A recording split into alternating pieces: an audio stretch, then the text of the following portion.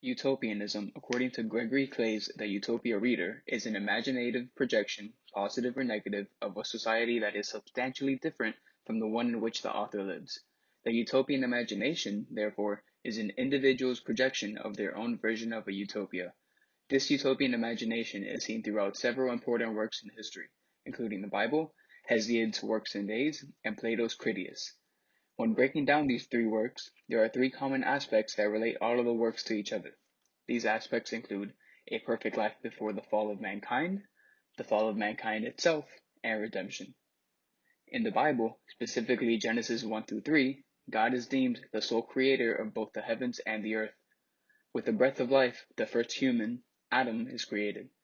To accompany Adam, the first woman, Eve, is also created out of Adam's rib.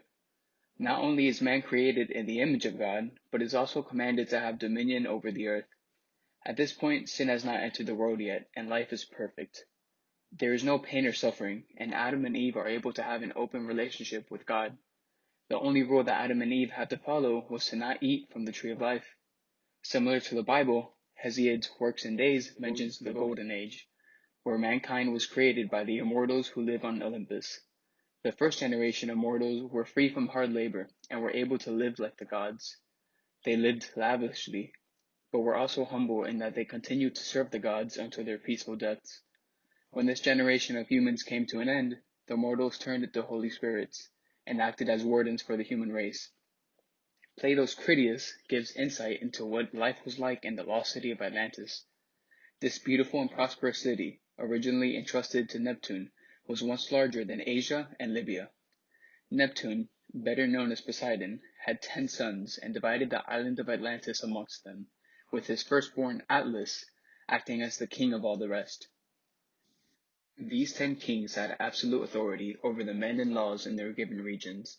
By following the few laws placed upon them, such as not waging war against each other, these 10 kings were able to keep the utopia of Atlantis prosperous. Judging by the beginning of mankind and these three myths, it is clear that the idea of there once being a perfect life is a common aspect of each author's utopian imagination.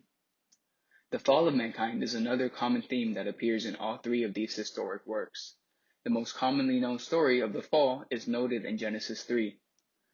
The devil, disguised as a serpent, appears to Eve and tempts her into taking a bite from the fruit of the tree of life. He claims that if she eats the fruit, she will be exactly like God and know both good and evil. Falling for the devil's temptation, Eve decides to eat the fruit, and even offers some to Adam, who also joins along with her.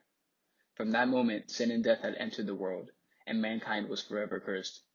Women were cursed with pain in childbearing, and man was cursed with hard labor for the rest of his days.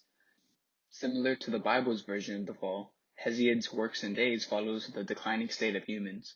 After the Golden Age, the Silver Age was created and was ruled by Zeus. This age of man was inferior to the Golden Age. They were children for 100 years and did not live long after due to their lack of wits. Not only did they continuously hurt each other, but they also refused to serve the gods. After the Silver Age came the Bronze Age, which comprised of a generation of humans who only knew fighting and war. The next generation was the Age of Heroes, who, although were similarly known for war, were more respected than the Bronze Age, as many of them died in the great wars of ancient Greece. Lastly is the Iron Age, which is most reflective of today's world as it is consumed with evil and suffering.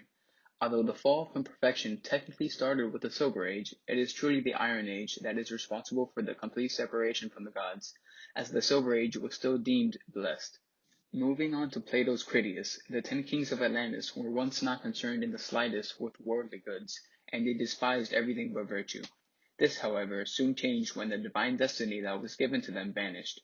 The 10 kings developed human manners and became prideful and greedy, causing Jupiter, better known as Zeus, to punish them. The utopia of Atlantis was no more, and the island was eventually destroyed by earthquakes after being defeated by Athens in war. Considering that all three myths describe the declining state of mankind, the fall of mankind is most definitely a shared characteristic of each author's utopian imagination. The last element that all three myths share is the possibility of redemption, specifically by gods. In Colossians 1:13 through 14, it is claimed that mankind gains redemption through the forgiveness of our sins. This forgiveness is only obtainable through the sacrifice of God's only Son, Jesus Christ. In Hesiod's Works and Days, there is no clear-cut guideline for humanity's redemption. However, it was made clear that the fall of mankind began with the Silver Age and ended with the Iron Age, all of which existed while Zeus was ruler amongst men. This suggests that another Golden Age could exist if it was created and ruled by Kronos, which is ruler of the sky during the original Golden Age. In Plato's Critias, it was the 10 kings who ruled the people of Atlantis and made the laws. Even though they ended up failing as rulers and brought the end of Atlantis, it was also them who were ultimately responsible for the time that Atlantis prospered. With that said, if redemption was ever even possible for the lost city of Atlantis, it would have been in the hands of the gods, just like in the Bible and Hesiod's Works and Days. In conclusion, it is evident from the comparative analysis of the Bible, Hesiod's Works and Days, and Plato's Critias that there are 3 shared themes that connect the works together. These themes, as mentioned before, are a perfect life before the fall of mankind, the fall itself, and redemption. With all works giving a unique perspective on how life was like before corruption, one must ask themselves if it is even possible for life on earth to revert back to a time such as the Golden Age without godly intervention. The bittersweet answer is most likely not. But what humanity can do with its time on earth is set examples for how future generations should live in order to create a more peaceful and loving world.